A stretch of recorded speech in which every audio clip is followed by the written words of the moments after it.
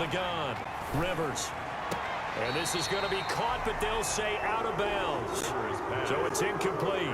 He's had trouble finding open receivers all game, CD, and that's because really there hasn't been many. This defense has been all over him. Yeah, they're one of the better defenses in the league, and every time I talk to someone around the NFL, they all say the exact same thing. They're so fundamentally sound, it's hard to execute against them. Ready to take over again on offense. Out comes Cleveland. And now you've got the clock winding down here in the third quarter. Your 3 scores to the good. What's your approach on this drive? Too early to fully commit to playing the clock game. Yet at the same time, and he's free going down the left side. It's a foot race. And he is into the end zone. Touchdown, Cleveland. Nick Chubb, his 3rd touchdown now on the year. And the Browns continue to roll. I guess when you look back on it, it was just a matter of time until he popped a big one like that. And, you know, at halftime, you and I discussed it. They had done a nice job on him in the first half. But there were a couple of occasions where it felt like he might wiggle out of traffic and take it to the house. Finally here in the second half, that got done. Taken about 7 yards deep. And Rodgers will hold on to this one, and it'll come out to the 25. Marlon Mack now heading back out there. He's had a good performance, moved the ball effectively on the ground. Of course, he has the 1 touchdown. And when you're able to move it as effectively as you've described, that leads to finding a way into the end zone. And now he's just trying to do it for a second time. And, of course, with that comes additional yardage. Yeah, looking for additional yardage. And, again, that second score here in the third quarter. Now they run the option on second down. Now a hit, and Rivers lost the football. Much like a running back going through the line, quarterbacks have to be aware of protecting the football as well. He left it exposed that time, wound up having it knocked free, but fortunately had an alert teammate who was able to get it. He finds an opening past the 40, and he takes it all the way up to the 47. Now the defense going to use the first of their timeouts. And as the 2 teams talk it over on their respective sidelines, we take a break.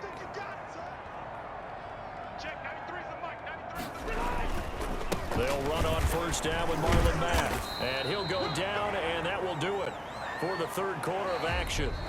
And we're back now here in Cleveland. And this is a blowout so far as we get set for the fourth quarter. A very one-sided affair. Rivers now from the 50. And he's taken down. This will be a Brown sack. Myles Garrett, what a season he continues to have. His 15th sack of the campaign. Now that sack leaves Rivers and the Colts with a 3rd and long. Operating from the gun. Rivers. Catch made here by Campbell.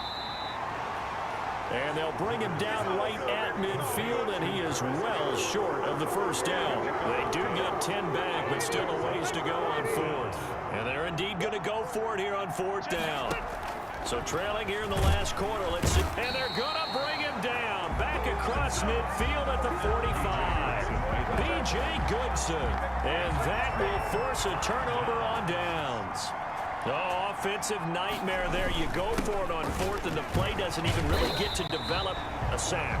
And it's so unfortunate, too, because you think you've got something good called, but if your offensive line can't hold up, that's often the result. They find a way back to the quarterback. 2nd and 4. They run it again with Chubb. And he only manages a couple here down to about the 38-yard line. The Browns on 3rd down. A perfect 3 for 3 as they look to keep that streak going. This time it's 3rd and 3. They'll try to run for the first down with Hunt. That's good. And he's able to get it to the 33. Good enough for a first down. Brandon, when a defense just simply can't get off the field on 3rd down, and we all know how important that down is for both sides of the ball, you often feel like you're just a step behind whatever they're doing offensively. And one of the differences in this game, no doubt, 3rd down. And he'll take it into the end zone for a Browns touchdown. Nick Chubb with his 2nd touchdown of the game, 4th of the year. And the Browns are pouring it on. Even though they've got this big advantage, Charles, they are not taking their foot off the gas pedal right now. Well, I think what we're seeing is the result of all their great preparation and great practice time during the week. And even though it seems like this is a great chance to pull people back and maybe, not try and score a few more times, they don't want to do that. I think they're enjoying what they're seeing, the collective effort, and they want to play it all the way out. This will make it into the end zone. And Rodgers will hold on to this one, and it'll come out to the 25. Here comes the Indianapolis offense now as they get set to take over. Their mini two-game win streak appears it might be going by the wayside unless they can pull a rabbit out of their hat. And pressure coming, and they got him once again. Myles Garrett, what a season he continues to have. His 15th sack of the campaign. That huge loss on the sack makes this job much more difficult. It's now 2nd down and 22 yards to go. Another try after the first down sack. Rivers. They'll get 9 there as that sets them up better for 3rd down. A 9-yard gain on the play. And it's 3rd down. From the gun, Rivers. And nowhere to get away. Rivers is dropped. Myles Garrett, he continues to wreak havoc in the offensive backfield. Sack number 16 on the year. Now here's Rigoberto Sanchez as the drive goes backwards, so he's on to punt it away. So the Colts in possession of the football as we get you reset. They come up on a 4th down situation with things not looking particularly rosy.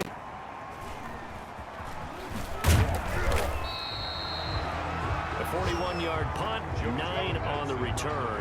And this offense will take over right at the midfield stripe with a 1st and 10. And they'll come out with a 3 tight end look on the first play of the drive. They'll try and run some clock here as they keep it on the ground. And he's corralled, but not before getting it inside the 35. Just what the Browns needed there. Good for a gain of 17. Not totally home free yet, but it's looking good as they come up 1st and 10. No doubt those are the types of carries they're looking for here, Charles. The lead in the 4th quarter. This is when coaches that have a reliable running game, they breathe a little easier on the sideline. Yeah, they love the idea that they can take the air out of the football at this point of the game. That means they're really counting on that offensive line, counting on the runners, taking care of the football. Because you're going to tell your quarterback, hey, no time to be a hero. We're not going to throw it here. Just eat up that clock. And if you have the ball, they can't score. And all the way down inside the 5 to the 4. 15 more yards. Another nice gain. That's now 30 yards between those last 2 plays. 1st and goal at the 4-yard line. They'll run with Chubb. And he will push his way forward down to about the 3-yard line. It's a gain of a yard, and it'll set up 2nd and goal. It's a gain of a yard.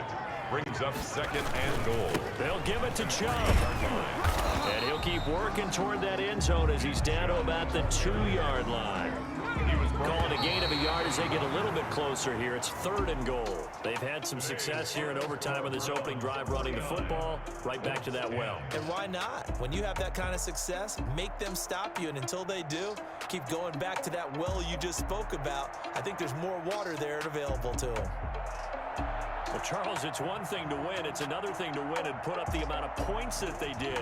Boy, were they clicking on offense. They can't help but feel great about themselves, can they? I mean, what a game to put up that number of points, continually feeling like they're moving the ball and things are working and clicking. They think that they can bottle this and carry it with them. And as an offensive coordinator, you just don't think you can do anything wrong. Whatever you call, run, pass, it's all going to work. That's called being in the zone. So for the Browns, their strong September has carried over to October as they move to 5-0. And they will hit the road next week to take on the Pittsburgh Steelers. Meanwhile, for Indianapolis, the loss will move them back to 3-2 on the year. And they'll be back home next week as they're set to take on the Cincinnati Bengals. Thanks for tuning in, everybody. Alongside Charles Davis, we thank our entire crew. I'm Brandon Gaudin. This is the NFL on EA Sports.